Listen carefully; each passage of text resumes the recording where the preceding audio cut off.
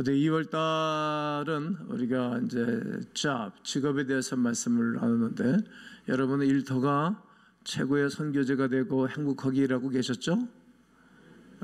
네, 많은 분들이 일에 대해서 자부심을 느끼고 자염을 누린 분들이 많이 계세요. 성경적 일, 또 성경적 삶을 우리가 추구하기 때문입니다. 여러분의 인생의 가장 극적인 순간은 어느 때였습니까? 가장 극적인 순간, 뭐 학교 입학하는 시간이었습니까? 또 졸업을 하는 시간이었습니까? 또 결혼하는 날이었습니까? 아니면 어느 순간입니까? 저는 저 개인적으로는 저는 죄 사함 받은 날이었습니다. 그리고 또 제 개인적 감격이 있었던 그런 날은 제가 성령세를 받은 날, 성령 하나님을 만나고 그 감격에 젖었던 그날이었습니다. 드라마나 이 영화를 보게 되어지면 항상 극적인 순간을 연출하게 됩니다. 의식적으로 의도적으로 그런 작품들을 만들어냅니다. 그래서 그 극적인 순간을 뛰어넘고 승리하는 주인공의 모습을 보면서 대리만족을 하고 쾌감을 얻게 됩니다. 극적인 순간이 없으면 지루하고 졸리게 될 것입니다. 그리고 그 영화나 그 작품이 흥행하기가 어렵습니다. 대한민국에 몇 년 동안에 사람들이 뭔가를 추구하기 때문에, 뭘 추구하기 때문에 그런 현상이 일어난 거거든요.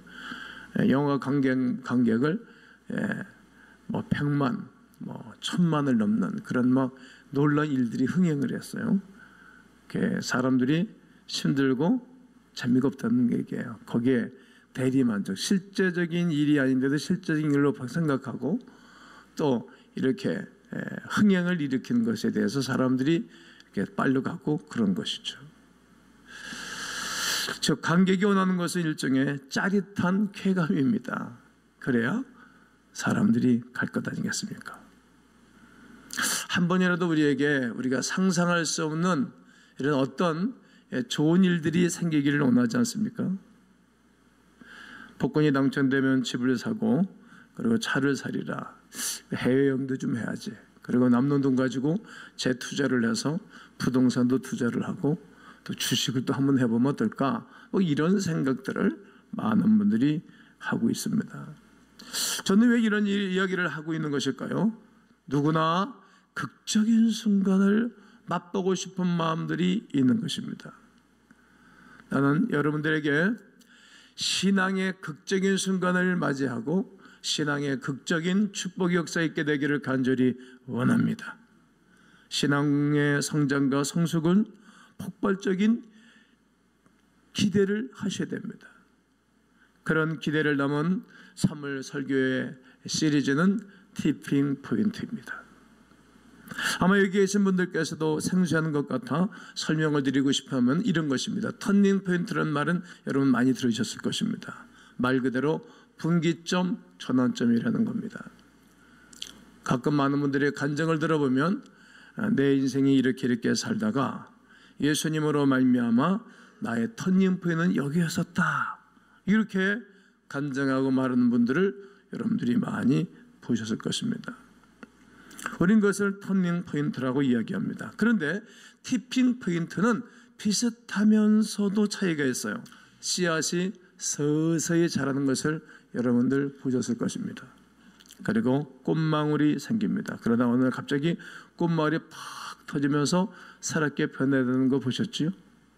애벌레가 있습니다. 나무 잎을 먹고, 애벌레가 쭉 크더니 번데기가 됩니다. 변하는 듯 싶더니 또 번데기 안에서, 꽃이 안에서 이렇게 나방이 태어나는 것을 보았을 것입니다. 티핑 포인트란 어떤 것인가 하면 어떤 현상이 서서히 진행되다가 어느 순간에 원인 모를 극적인 순간으로 인해서 한순간 폭발적으로 변화되는 것, 이것을 티핑 포인트라고 말하는 것입니다. 저는 이런 배경 안에 우리 3월달 그리고 4월 첫째 주가 우리는 부활주일을 준비하기 때문에 5명의 인물들, 성경 속의 인물들을 찾아보면서 이들에게는 티핑 포인트가 어떻게 이루어졌는가를 살펴보면서 나의 삶, 내 인생에도 티핑 포인트를 마련하는 귀한 시간 되기를 주의 이름으로 축원합니다. 오늘은 첫 번째 인물로서 요셉의 티핑 포인트입니다. 요셉, 그는 야곱의 늦둥이 아주 사랑받는 아들로 태어났습니다. 아버지는 그를 특별히 사랑했어요. 편애를 했어요. 여러분, 자녀들을 향해서 편애는 문제가 야기가 되어져요. 그러나 그 여러 자녀들 가운데도 특별히 이쁜 사람이 있을 거라고. 이처럼 야곱은 요셉을 특별히 사랑했습니다. 그러나 이 요셉의 형들은 그런 요셉을 곱게 보진 않았겠죠. 그러나 늘 마음에 시기가 있었다라고 성경은 기록하고 있습니다. 나는 부모가 나를 사랑해주지 않는다면 어떻게 하든지 부모 사랑을 받으려고 애를 쓸 것 같아요. 즉 하나님 나를 사랑해주지 않는 것 같다 이렇게 느낀다면 난 어떻게 하면 내가 하나님의 사랑을 받을 것인가에 대해서 연구해야 되지 않겠어요? 요셉의 형제들은 그러하지 않습니다. 창세기 37장 11절에 보면 그의 형들은 시기하되, 그의 형들은 시기했어요. 그의 아버지는 그 말을 간직해 두었더라. 결국 요셉을 죽이기로 마음을 먹습니다. 요셉이 그들에게 가까이 오기 전에 그들이 요셉을 멀리서 보고 죽이기를 꾀하여 그의 형제들이 요셉을 죽이려고 하였습니다.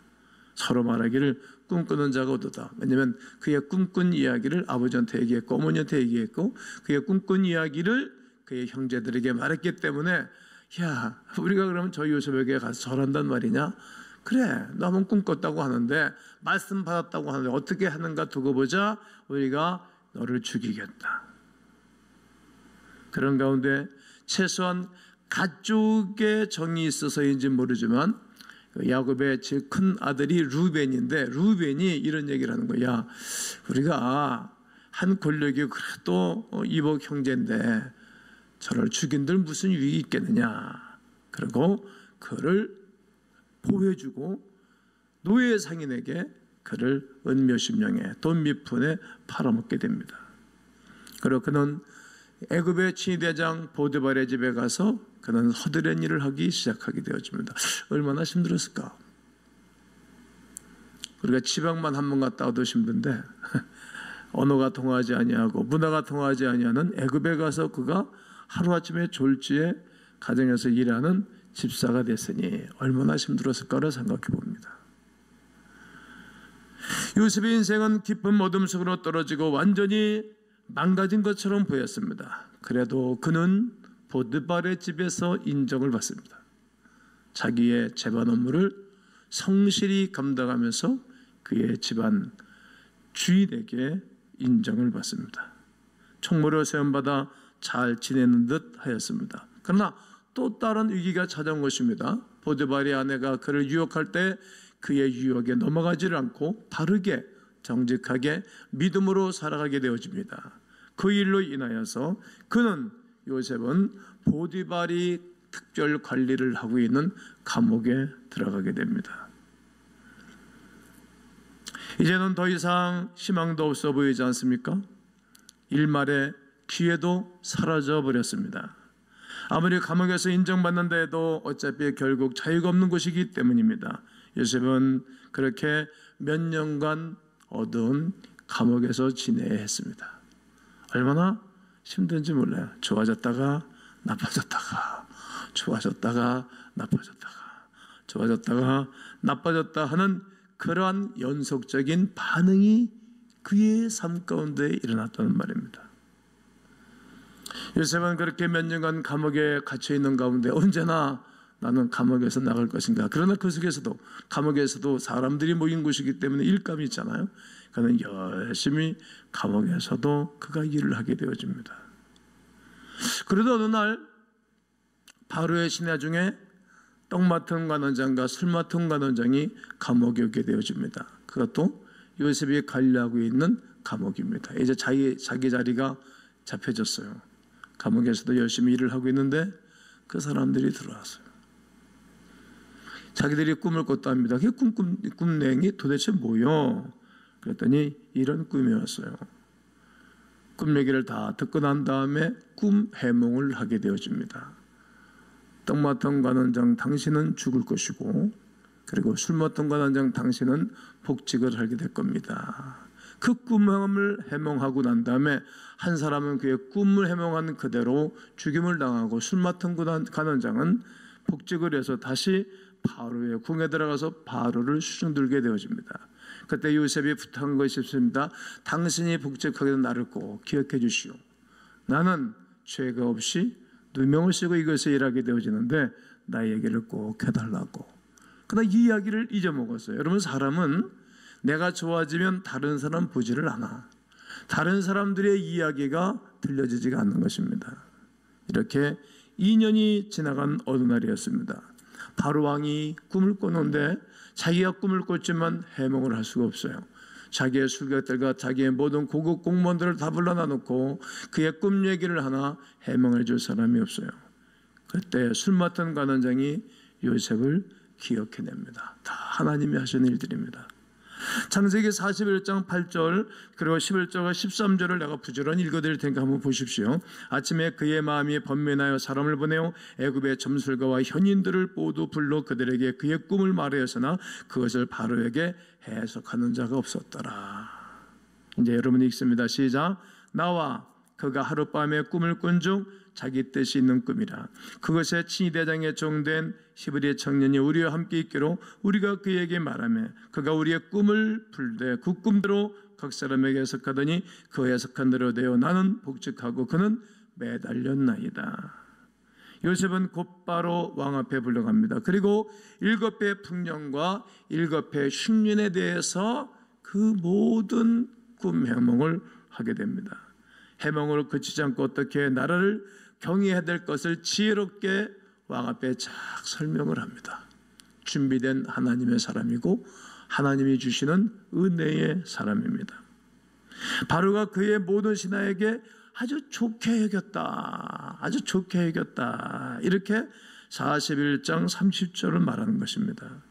그리고 그가 말하기를 하나님의 영에게 감동된 사람을 우리가 어찌 찾을 수 있으리요. 이렇게 은혜를 받은 사람, 하나님 만난 사람을 어디 가서 찾을 수 있겠냐. 그리고 39절에 요셉에게 이르되 하나님이 모든 것을 내게 보이셨으니 너와 같이 명철하고 지혜 있는 자가 없도다. 이렇게 극찬을 하게 됩니다. 너는 내 집을 다스리라. 내 백성이 다 내 명령에 복종할 것이다. 나는 너보다 높은 것은 보좌뿐이다. 그리고 온 땅에 천리가 되게 하노라. 바로 이 말입니다. 바로 이 지점이 요셉의 티핑 포인트입니다.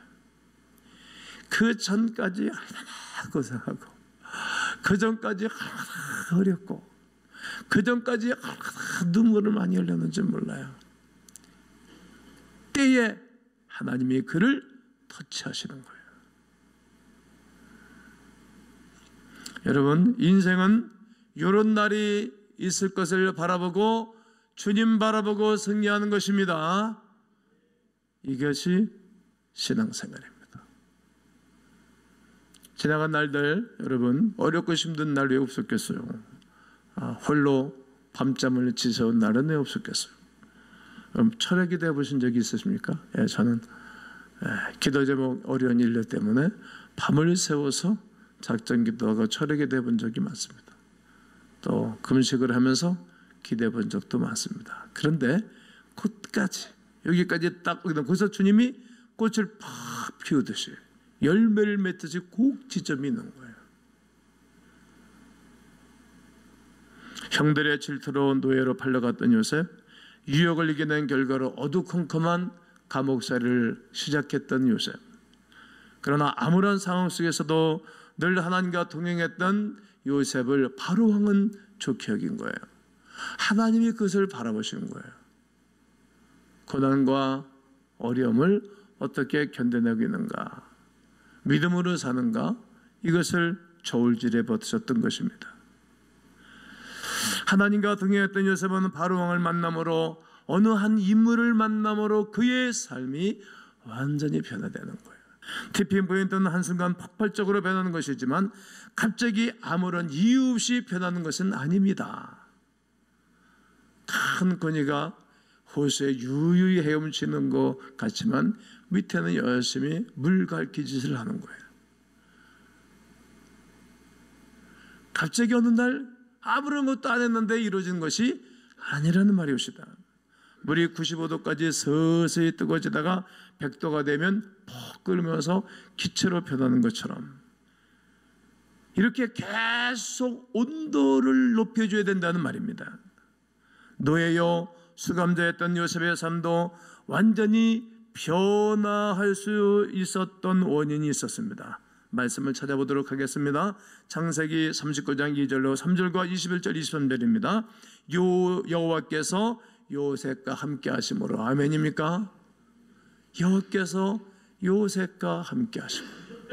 이것이 하나님의 역사하심입니다. 요셉과 함께 하심으로 형통한 자가 됐다. 또 3절에 보게 되어지면 여호와께서 그의 범사에 형통하게 하심을 보았더라. 여호와께서 그의 범사에 형통하게 하심을 보았어요.